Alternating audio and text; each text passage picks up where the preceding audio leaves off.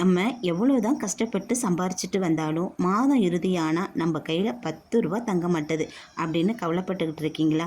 நம்ம கையில் பணம் தங்க நம்ம என்ன தான் செய்யணும், எப்படி சேமிக்கிறது, எப்படி செலவு பண்ணுறது அப்படிங்கிறத பற்றி யோசிச்சுக்கிட்டு இருக்கீங்களா? உங்களுக்காக தான் இந்த வீடியோ. நான் சொல்லியிருக்க இந்த 10 ரகசியங்களை தந்திரமாக கையாளுங்க. பணம் உங்கள் கையில் மழை போல் குவியும். நம்மளுடைய வாழ்க்கையில் பணம் மலை போல் குவிய 10 ரகசியங்களும் கையாளுங்க. வாழ்க்கையில் அனைவரும் பணத்தை சம்பாதிக்கிறத மட்டுமே நம்ம ஆசைப்படுறோம். ஆனால் அதை எப்படி சேமிக்கிறது அப்படிங்கிறதையும் நம்ம மறந்துடுறோம். சம்பாதிக்கிறது அப்படிங்கிறது ஒரு கலை தாங்க. ஆனால் அந்த சேமிப்பு ரகசியம் இருக்குது பார்த்தீங்களா, அது தாங்க பெரிய யுத்தியே. அந்த யுத்தியை நம்ம கையாண்டாலே போதும், ஈஸியாக பணத்தை சேமிக்கலாம். இது வரைக்கும் என்னோடய வீடியோ பார்த்து சப்ஸ்கிரைப் பண்ணி சப்போர்ட் பண்ணுற அனைவருக்குமே மிக்க நன்றி. Hello friends, welcome to Kankalai family vlog. வாங்க வீடியோக்குள்ளே போகலாம். பணம் சேமிக்காத மனிதனோட வாழ்க்கை எப்படி இருக்குன்னு பார்த்தீங்கன்னா, சுவரில்லாத சித்திரம் போன்றதுங்க. சிறு செலவு தானே என்று கவனிக்காமல் நம்ம விட்டுட்டா ஒரு நாள் அது எல்லாமே நம்மளை காலியாக்கி விடும். நம்மக்கிட்ட இறுதியில் பார்த்தா பணமே இருக்காது. அதுக்கு ஒரு எடுத்துக்காட்டு சொல்கிறேன் பாருங்கள். ஓட்டப்பானையில் சின்னதாக ஒரு ஓட்டை இருந்துச்சுன்னா அதில் நம்ம தண்ணி ஊற்றி வச்சோம்னா என்ன செய்யும்? அது நமக்கே தெரியாமல் கொஞ்சம் கொஞ்சமாக குறைஞ்சி அந்த பானையில் இருக்கிற நீர் எல்லாமே காலியாகிடுங்க. அப்படி தான் நம்ம சேர்த்து வைக்கிற பணமும். நம்மளை சுற்றி ஓட்டைகள் இருந்தால் நம்ம அதை கவனிக்காமல் விட்டுட்டுனா சின்ன சின்ன செலவு தானே அப்படின்னு அலட்சியப்படுத்திட்டோம்னா அது நாளடைவில் நம்மளையே அது காலி பண்ணிடும். பணத்தை நம்ம எப்படி அதை கையாளுறோம் அப்படிங்கிறது தாங்க இருக்குது. பணத்தை நிர்வகிக்கிறது ஒரு சிறிய கலைங்க. ஆனால் அந்த கலையை நம்ம புரிந்து கொண்டால் போதும், மாத இறுதியில் ஏற்படும் ஒரு திண்டாட்டத்திற்கு நம்ம ஒரு முற்றுப்புள்ளியே வச்சிடலாங்க. பணம் மட்டும்தான் நம்ம மன அழுத்தத்திற்கு உள்ளாகும். நம்ம எப்போதுமே பணத்தின் பின்னாடி ஓடக்கூடாது. பணத்தை நம்ம பின்னாடி தாங்க ஓட வைக்கணும். அதற்கு அப்புறம் நம்ம பரிசில் தானாகவே பணம் மலை போல் குவிஞ்சிருக்குங்க. அதற்கான ஒரு தந்திரத்தையும் 10 ரகசியங்களை தான் உங்கள் கூட ஷேர் பண்ணியிருக்கேன். வீடியோ ஃபுல்லுமே ஸ்கிப் பண்ணாமல் பாருங்கள். அப்போ தான் அது என்னென்ன ரகசியங்கிறது உங்களுக்கு புரியும். ஸ்கிப் பண்ணிவிட்டு பார்த்தீங்கன்னா ரகசியம் என்னங்கிறதே உங்களுக்கு தெரியாமல் போயிடும். இடையில் நிறைய விஷயங்களை சொல்லியிருக்கேன். வாழ்க்கைக்கு ரொம்ப முக்கியமானதாக இருக்கும். வீடியோவை ஸ்கிப் பண்ணாமல் பாருங்கள். இல்லை, ஃபஸ்ட்டு ரகசியம் என்னென்னு பார்த்தீங்கன்னா, வருமானத்தை பாதியே வெளியில் காட்டாத. அது என்னன்னு பார்த்தீங்கன்னா, நம்ம ஒரு 1000 ரூபாய் சம்பாரிச்சிட்டு வரோம் அப்படின்னா நம்மளுடைய கணக்கு என்னன்னு பார்த்தீங்கன்னா 500 ரூபாயாக தான் இருக்கணும். 500 ரூபாயை எடுத்து நம்ம மறைச்சி வச்சிடணும். அந்த சம்பளம் இன்றைக்கி நமக்கு கிடையாது அப்படிங்கிறத நம்ம உறுதி செஞ்சுக்கணுங்க. நம்ம 1000 ரூபா வாங்கிட்டு வந்துட்டோம் அப்படின்னு நினச்சா நம்ம மனசு என்ன பண்ணும்? அந்த 1000 ரூபாய்க்கு உள்ள பட்ஜெட்டை தான் நம்ம மனசு போடுறதுக்கு தோணும். அதுக்குள்ளே செலவை தான் நம்ம செய்ய தோணும். ஆனால் அந்த 500 ரூபாயை நம்ம மறந்துட்டு 500 ரூபாய் எடுத்து வச்சு அதை 3ஆக பிரிச்சுக்குங்க. செலவுக்கு, சேமிப்புக்கு, அன்றாட செலவுக்கு அப்படின்னு சொல்லிட்டு நம்ம செலவுன்னு ஃபஸ்ட்டு சொன்னது. இதர செலவுக்குன்னு சேமிக்கணும், அன்றாட செலவுக்குன்னு சேமிக்கணும், நம்மளோட சேமிப்புக்குன்னு தனியாக எடுத்து வைக்கணும். அந்த மாதிரி இந்த 50% பிரித்து வச்சு நம்ம செலவு செஞ்சோம்னா நம்மளுடைய பணம் ஒரு பக்கம் இருந்துக்கிட்டே இருக்குங்க. இந்த பணத்தில் நம்ம செலவும் செஞ்சுப்போம், சேமிக்கவும் தொடங்குவோம். நம்ம நாளடைவில் நம்ம கையில் பார்த்திங்கன்னா காசு அதிகமாக இருக்கும். அதனால தான் பாதி வருமானத்தை வெளியில் சொல்லுங்கள், பாதி வருமானத்தை வெளியில் காட்டாதீங்க. அது மாதிரி நம்ம சம்பாரித்து வர பணத்தையும் சரி, காசையும் சரி, நமக்கு வர சம்பளத்தையும் சரி யார்கிட்டையும் வெளியில் சொல்லாதீங்க. வெளியில் சொன்னாக்கா நமக்கு என்ன ஆகும்னு பார்த்தீங்கன்னா, நமக்கு வரதே குறைவான வருமானமாகவும் இருக்கும். அவங்களுடைய மற்றவங்கள்ட்ட சொல்கிறதுனால அவங்களுக்கு ஏற்படுற நிதி நெருக்கடியை நம்மள்ட்ட திணிப்பாங்க. நம்ம அதுக்கு கொடுத்து உதவுற மாதிரி நம்ம இருக்கும். ஆனால் அது கடைசியில் நம்ம கழுத்தையே நெரிக்கிற மாதிரி ஒரு சூழ்நிலைக்கு வந்துடும். நம்ம அவசரத்துக்கு அந்த பணம் நமக்கு உதவாமே போயிடும். அதனால் கொடுத்து உதவுங்க. நமக்கு தேவைக்கு போக மீதி இருக்கிறத கொடுத்து உதவுங்க. அதனால் நம்ம வருமானத்தை நம்ம எந்த அளவுக்கு சிக்கனப்படுத்தி வெளியில் காட்டாமல் வச்சுக்கிறோமோ அந்த அளவுக்கு நமக்கு நல்லது. இதனால் நம்ம வருமானத்தை பாதியில் வெளியில் காட்டுங்க, பாதியை வெளியில் காட்டாமல் சேமித்து வைங்க. அதுக்கப்புறம் பார்த்தீங்கன்னா தள்ளுபடி ரகசியம். இதில் நம்ம 1000 ரூபாய் ரகசியம் மறைஞ்சிருக்குங்கிறது உங்களுக்கு யாருக்காச்சும் தெரியுமா? தெரியாது. தள்ளுபடியில் ஒரு பொருளை 1500 ரூபா பொருளை 1000 ரூபாய்க்கு கொடுக்குறோம் அப்படின்னு சொல்லிட்டு நம்ம போய் ஜாமானை வாங்க போவோம். ஆனால் அதோட உண்மையான விலையே 1000 ரூபாயாக தான் இருக்கும். அப்போ நம்மளுடைய பணம் 1000 ரூபாய் நம்ம கையை விட்டு எட்ட போகுது. அந்த தள்ளுபடியில் உள்ள பொருளை வாங்கிட்டு நம்ம அப்படியே பயன்படுத்துவோமா அப்படின்னு பார்த்தீங்கன்னா பயன்படுத்த மாட்டோம். ஆனால் அந்த தள்ளுபடி பொருளை வாங்குறதுக்கு முன்னாடி நீங்கள் இந்த 3 யோசனையை நீங்களே உங்களுக்குள்ளே கேட்டுக்குங்க. இந்த பொருள் நமக்கு தேவையா? இது நமக்கு நாளைக்கு அவசியமா? இந்த தள்ளுபடியில் அடுத்த வாரமும் இந்த பொருள் நமக்கு கிடைக்குமா? அப்படின்னு நீங்கள் சிந்திச்சு பார்த்தீங்கன்னா அந்த பொருள் உங்களுக்கு வேண்டாங்கிறதே தோணும். தள்ளுபடி என்கிறத ஒரு மாயதாங்க. அது நம்மளை ஏமாத்துகிற ஒரு விஷயம். அந்த தள்ளுபடிக்கு மயங்கி நம்ம கொண்டு போய் ரூ. 1500 ஒரு பொருளை ரூ. 1000 வாங்கிட்டு வருவோம். ஆனால் அந்த பொருளோட விலையே ரூ. 1000 தான் இருக்கும். அப்போ நம்ம பணம் என்ன ஆயிடுச்சு, ரூ. 1000 நம்ம கையை விட்டு போயிடுச்சு. அந்த பொருளை வாங்கிட்டு வந்து நம்ம முழுமையாக பயன்படுத்தவும் மாட்டோம்.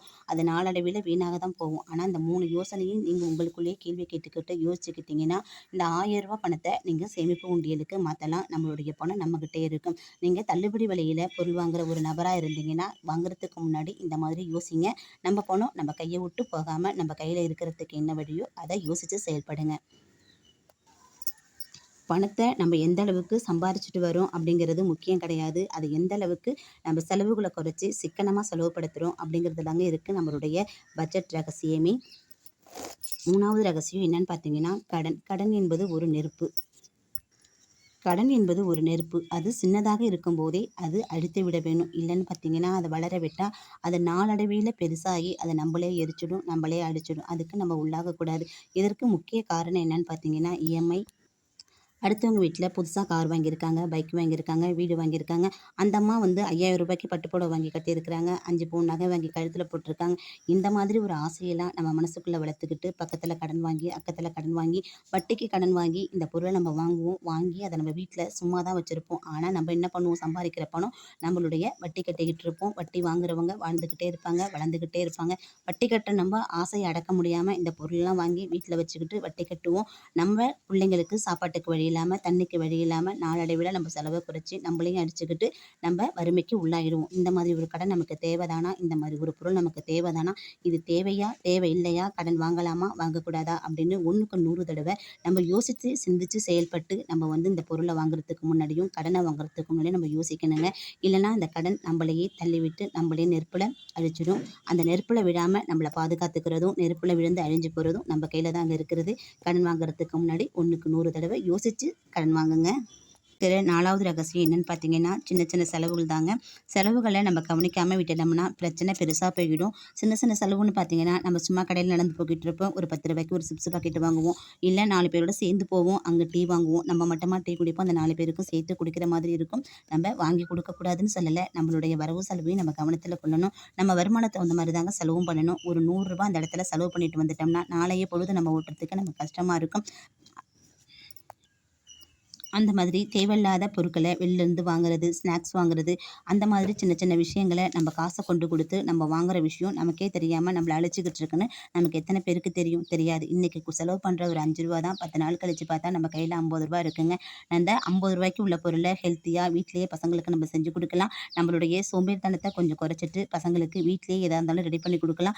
நமக்கு தேவையானதை எவ்வளோ சிறுதானிய வகைகள் இருக்குது, அதை வச்சு நம்ம உடம்புக்கு நம்மளே தேவையான சத்தான பொருளை வீட்டில் நம்மளே செஞ்சு சாப்பிட்லாம். சின்ன சின்ன பொருள் தானே, சின்ன சின்ன விஷயம் தானே, ரூ. 10 தானே, ரூ. 5 தானே, ரூ. 20 தானே, போனால் போயிட்டு போகுது அப்படின்னு நினச்சா 10, ரூ. 20, ரூ. 200, 10, ரூ. 100, ரூ. 1000 அப்படிங்கிறத நீங்கள் வந்து கவனத்தில் கொள்ளணும். ரூ. 1000ங்கிறது யார் தருவா? 10,000 10,000 10 மாதத்துக்கு சேமித்து வச்சு பாருங்க.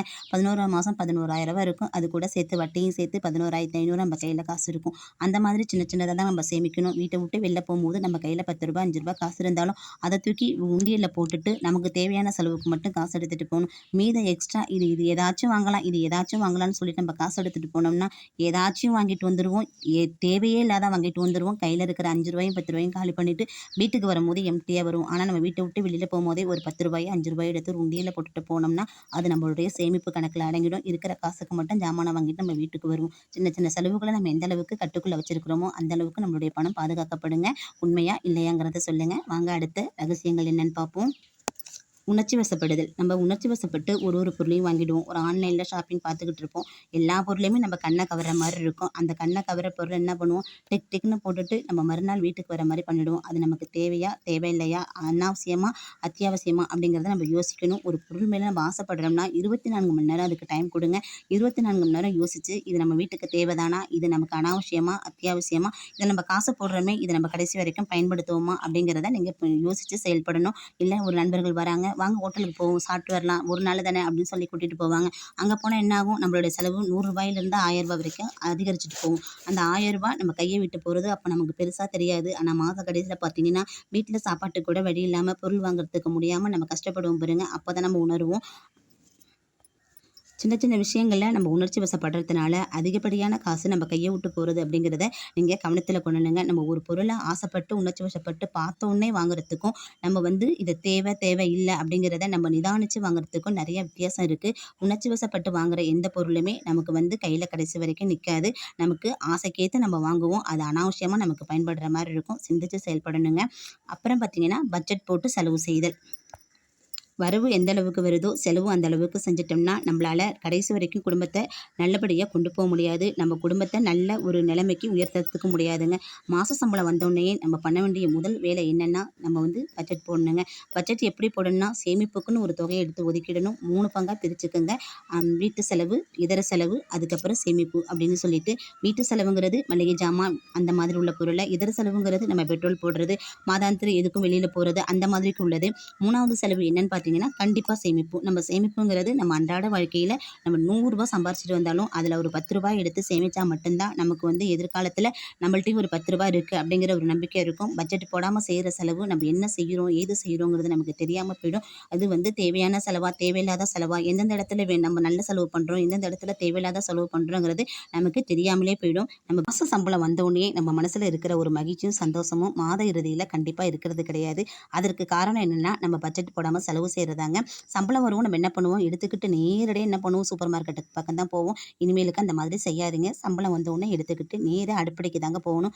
போகுங்க ஒரு நோட் எடுங்க ஒரு பேனா எடுங்க. இந்த மாதம் என்ன ஜாமான் இருக்குது அடுத்த மாதத்துக்கு என்ன ஜாமான் தேவைப்படுது. கொஞ்சோண்டு ஜாமான் இருந்தாலும் இந்த பொருள் பருப்பு இருந்தாலும் சரி சீனி இருந்தாலும் இதை வச்சு இந்த வாரம் ஓட்டிட முடியுமா 15 நாளைக்கு இந்த ஜாமான் வருமா அப்படிங்கிறத கால்குலேஷன் போடுங்க. போட்டுட்டு இந்த மாதம் 1/4 கிலோ இருக்கா அடுத்த மாதத்துக்கு 1/4 கிலோ இருந்தால் போதும் அப்படிங்கிற மாதிரி நீங்கள் வந்து பட்ஜெட் போட்டு எடுத்துகிட்டு போனால் மட்டும்தான் மாத மளிகையை 3000லேருந்து 2000க்குள்ளே முடிச்சுட்டு மீதி இருக்கிற பணத்தை நம்ம எடுத்துகிட்டு வர முடியும். நம்ம பட்ஜெட் போடாமல் நேராக எடுத்துக்கிட்டு நம்ம கடைக்கு போயிட்டோம்னா 5000 இல்லை 10,000 இருந்தாலும் நம்மளால் வந்து பட்ஜெட் ஒரு கண்ட்ரோலில் நம்ம மளிகை செலவை நம்மளால் கண்ட்ரோல் பண்ணவே முடியாது. நம்ம பார்க்குறதெல்லாம் பளபளன்னு இருக்கும். கண்ணுக்கு எட்டின தூரம்லாம் எடுத்தால் தேவலான் இருக்கும். இருக்கிற ஸ்நாக்ஸு போட்டிருக்க ரொட்டி பாக்கெட் அது இது எல்லாத்தையும் தூக்கி கூட நொப்பிக்கிட்டு வெளில வந்தால் தான் நமக்கு மனசே நிறைவடையும். இல்லைன்னா நம்ம கொஞ்சோண்டு ஜாமான் வாங்கிட்டோம் கொஞ்சோண்டு ஜாமான் ஏதாச்சும் ஒன்று நம்மளை உறுத்திக்கிட்டே இருக்கும். அந்த உறுத்தல் நம்மளை வந்து வளர விடாதுங்க. நம்மளை அழிச்சிடும். ஆனால் இந்த மாதிரி ஜாமானை பட்ஜெட் போட்டு எடுத்துகிட்டு வீட்டு பக்கத்தில் இருக்கிற மொத்த மளிகை கடைக்கு போங்க. மளிகை கடையில் நீங்கள் ஜாமான் வாங்கும்போது ஒரு 100, 50 நம்ம பேரம் பேச ஜாமான் வாங்கிட்டு வரலாம். அவங்களே ஒரு தள்ளுபடின்னு ஒரு 10, 20 கொடுப்பாங்க. அதுலேயே நம்ம கூட குறைச்ச ஜாமானை வாங்கிக்கிட்டு வீட்டுக்கு வரலாம். நிறைய பணத்தை மிச்சம் பண்ண முடியும். நீங்கள் இது வரைக்கும் பண்ணலைனாலும் இனிமேல் இந்த மாதிரி செஞ்சு பாருங்கள். நமக்கு வந்து நிறைய பணம் சேமிக்கிறதுக்கு முடியுங்க. அப்புறம் பார்த்தீங்கன்னா ஆடம்பர வாழ்க்கை முறை 7வது ரகசியம். ஆடம்பர வாழ்க்கை என்பது கண்ணாடி போன்றதுங்க. பார்க்க அழகாக இருக்கும். ஆனால் சிறு அடியில் அது உடைஞ்சிடுங்க. அந்த மாதிரி தான் நம்ம வந்து கண்ணாடி போல் ஆடம்பர வாழ்க்கை வாழ்கிறதுக்கு ஆசைப்படுறோம். அதிகப்படியான செலவு பண்ணி விலை உயர்ந்த காரு பைக்கு இந்த மாதிரிலாம் வாங்கி வீட்டு வாசலில் அழகாக நுப்பாட்டுவோம். ஆனால் இது வந்து நம்ம வாழ்க்கை தரத்தை உயர்த்துமான்னு பார்த்தீங்கன்னா கண்டிப்பாக உயர்த்தாது. பணக்காரர்களை பார்த்தீங்கன்னா எப்போவுமே ஏழ்மையாக தான் இருப்பாங்க. சின்ன சைக்கிளை வச்சுக்கிட்டு கடைக்கு போயிட்டு வருவாங்க.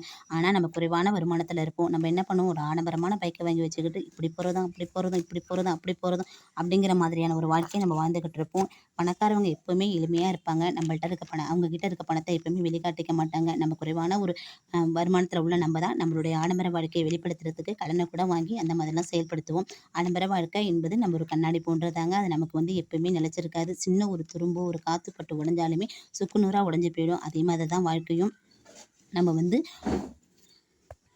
நம்ம ஆடம்பர வாழ்க்கை வாழ வேணாம்னு சொல்லலை. நம்ம பணம் சம்பாரித்து சேர்த்து வச்சுருந்து அந்த மாதிரி ஒரு கட்டி பெருசாக வாழ்கிற வாழ்க்கை மட்டும்தான் நம்மளால் நிலைச்சிருக்கும். இந்த மாதிரி கண்ணுக்கு எட்டினதெல்லாம் கண்டபடி வாங்கிக்கிட்டு கடனை வாங்கி செலவு பண்ணிக்கிட்டு அந்த மாதிரி பொருள்லாம் வாங்கி வச்சு நம்ம வாழ்கிற வாழ்க்கை நமக்கு என்றைக்குமே நிலைச்சிருக்காதுங்க. ஆடம்பர வாழ்க்கை நமக்கு தேவை தான். நமக்கு தேவைக்கு போக சேமிப்புக்கு போக அதிகப்படியாக இருக்கிற காசை வச்சு தான் நம்மளுடைய வாழ்க்கை தரத்தை உயர்த்திக்கணுமே தவிர்த்து கடனை வாங்கியும் இல்லை அவங்க வாழ்கிறாங்க இவங்க வாழ்கிறாங்கன்னு சொல்லிட்டு நம்ம அடுக்குமாடி கட்டியும் நம்ம வாழ்ந்தோம்னா சரிஞ்சதுன்னா கீழே கூட உழுவுறதுக்கு நம்மளால முடியாது.